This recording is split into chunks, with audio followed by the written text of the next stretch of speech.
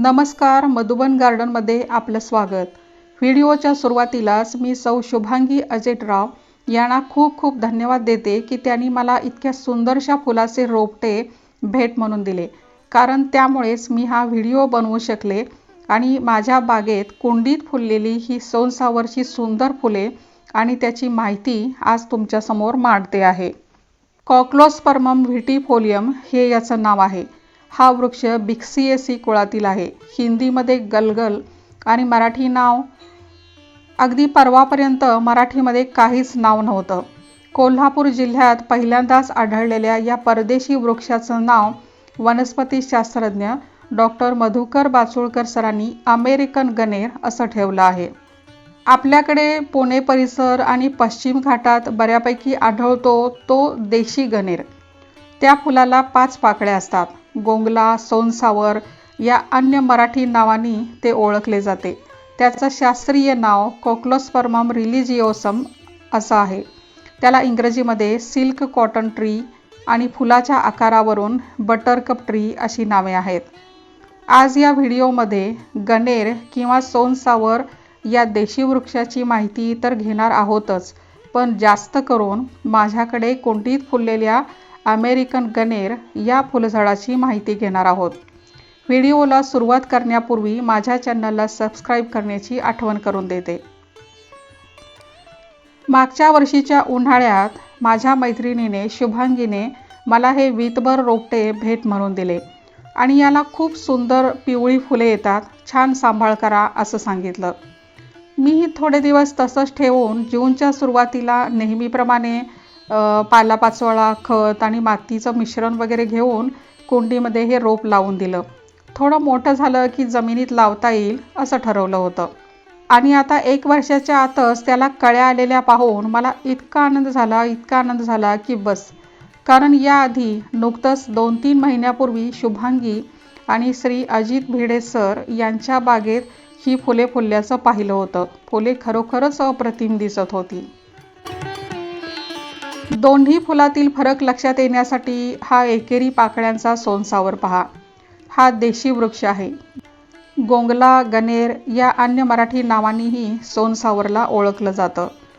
6 ते 9 मीटर उंचीचा हा लहान पानझडी वृक्ष शुष्क जंगलात किंवा खडकाळ डोंगरावर आढळतो। सोनसावरच्या फांद्या आखूड आणि दाट असतात।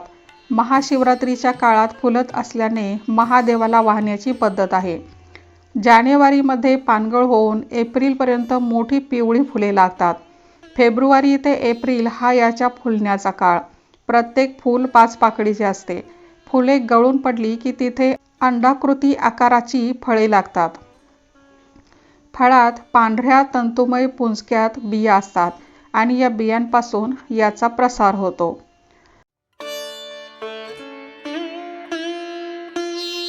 आणि हा आहे माझ्याकडचा गनेर।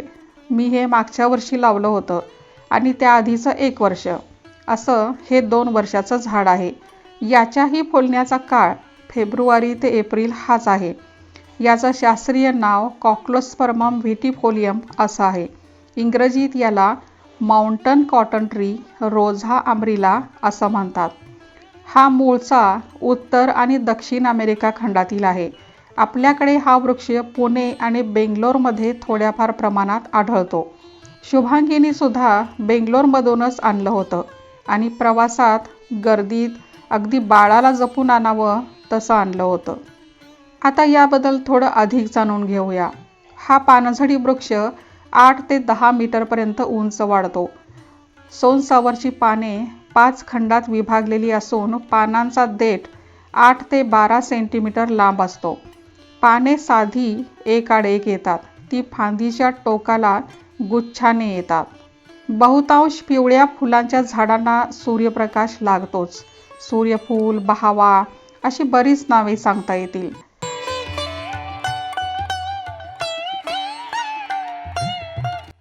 त्यातून सोनसावर हे ट्री म्हणजेच वृक्ष टाईपचा प्रकार आहे। मूलतः ही झाडे जंगलात डोंगरावर वाढणारी असल्यामुळे या झाडाला संपूर्ण दिवसभराचा सूर्यप्रकाश लागतोच। लँडस्केपसाठी हे झाड लावायचं असेल तर तशीच जागा निवडावी यासाठी सांगते आहे। आता मातीबद्दल सांगायचं तर जंगली व्हरायटी असल्याने कुठल्याही प्रकारच्या मातीमध्ये उगवून येण्याची क्षमता या झाडामध्ये आहे. एकदा का हे झाड चांगलं लागू झालं की वारंवार पाण्याची गरज पडत नाही. अगदी कमी पाण्यावर सुद्धा हे झाड चांगलं वाढू शकतं. झाडाची वाढ अगदी जलद गतीने होत असते. जर आपल्या बागेतले झाड असेल तर वेळोवेळी छाटणी करून वाढ मर्यादित ठेवता येते. जंगलात वाढणारी झाडे अशीच उंचच्या उंच वाढत राहतात आणि अचानक दूर कुठेतरी त्याच्या शेंड्याला लागलेली पिवळी फुले दिसली की अलिबाबाची गुहा सापडल्यासारखा आनंद होतो. आता वळूया या फुलांकडे, ज्याच्याबद्दल मला भरभरून बोलायचं आहे. मार्चच्या शेवटच्या आठवड्यात एकदा झाडांना पाणी घालताना हा कळ्यांचा बंच दिसला. देठ लांब आणि चांगल्या 10-12 तरी कळ्या होत्या. हे अगदीच सरप्रायझिंग होतं मला, कारण तसं म्हणाल तर या फुलझाडाबद्दल विशेष माहिती नसल्यामुळे मी अगदी आतुरतेनं याची वाट बघते वगैरे असं काहीच नव्हतं. पण या कळ्या बघताच मला एकदम शुभांगीनी पाठवलेला फोटो आठवला. अरे हेच ते सोनसावर मस्त पिवळे जर्द फूल होते. मग काय, काही तज्ज्ञ मंडळींकडून आणि जिथून मिळेल तिथून माहिती घ्यायला सुरुवात केली, कारण मलाही हा आनंद तुम्हा सर्वांसोबत शेअर करायचा होता ना. बस आता यातलं पहिलं फूल कधी एकदा उमलेल असं मला झालं होतं. पण हे काय हो, 8, 10, 12 किती दिवस झाले, पण काही केल्या या कळ्या उमलतच नाहीत. मात्र कळ्या मोठ्या होतील तसतसं त्या फुलाच्या तेजस्वी रूपाची कल्पना येऊ लागली. एक एक पदर सुटून ती उमलण्याच्या तयारीत.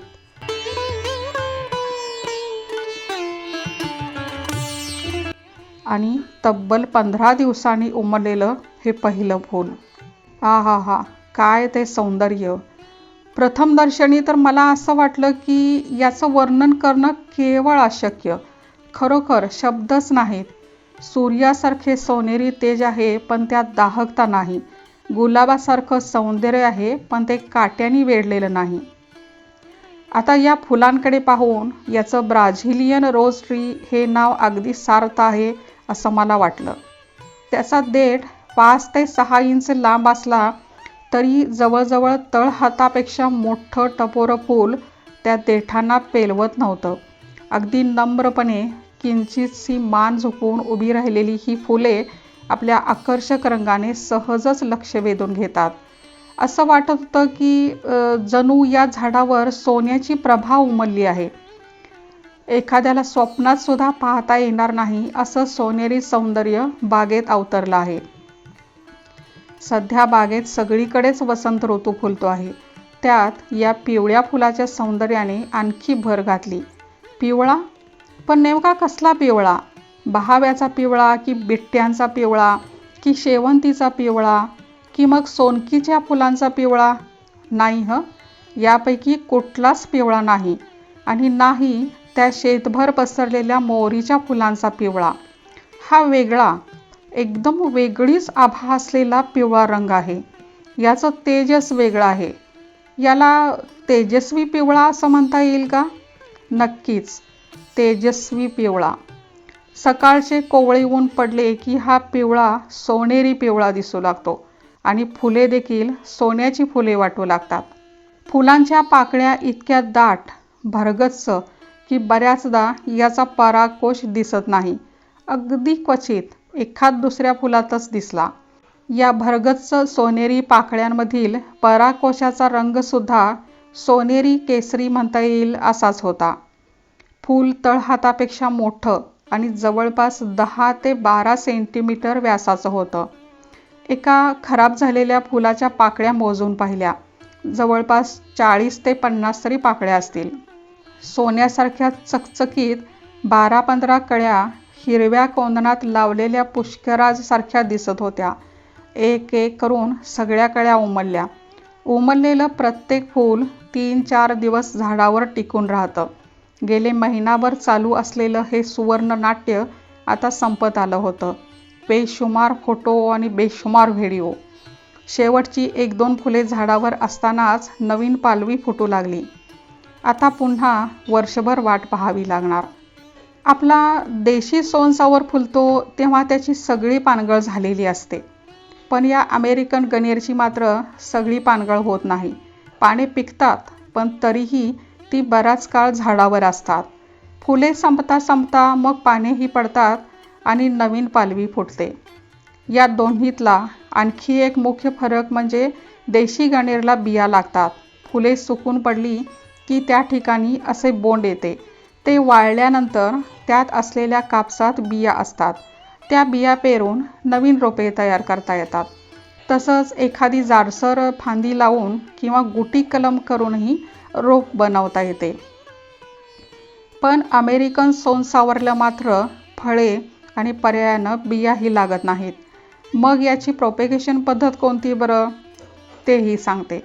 तर पहिली सोपी पद्धत म्हणजे कटिंग लावून रोप तयार करणे. तुम्हाला गंमत सांगते, शुभांगीनी मला हे जे रोप दिलं होतं ते असंच त्यांच्याकडील झाडाची एक छोटी फांदी चुकून धक्का लागून तुटून पडली. त्यांनी ती कटिंग लगेच मातीत पुरली. कटिंगपासून याचं रोप तयार होतं की नाही माहिती नव्हतं, पण झालं. जवळपास 5-6 महिन्यानंतर त्याचं छानसं रोपटं तयार झालं आणि आज तेच माझ्याकडे वाढत आहे. प्रोपेगेशनची आणखी एक पद्धत म्हणजे सकर्सपासून रोप तयार करणे. झाड 5-6 वर्षाचे झाल्यावर त्याच्या मुख्य खोडापासून सकर्स निघतात. अगदी व्यवस्थितपणे मुळासकट काढून त्याची रोपे तयार करता येतात. बरं तर मंडळी, पाहिला ना हा कुंडीत फुललेला देखणा सोनसावर. येत्या पावसाळ्यात मी याला जमिनीत लावणार आहे. जर तुम्हालाही एखाद्या नर्सरीमध्ये याचं रोप मिळालं आणि ते लावायला तुमच्याकडे पुरेशी जागा उपलब्ध असेल तर जरूर लावा. देशी लावा किंवा हा अमेरिकन लावा, कारण जानेवारी ते एप्रिल हा सोनसावरच्या फुलण्याचा मोसम म्हणजे सुवर्ण क्षणच आहेत. तुम्हालाही हा अनुभव नक्कीच आनंददायी वाटेल. व्हिडिओ आवडल्यास लाईक, कमेंट आणि शेअर करा, सबस्क्राईब करा. धन्यवाद.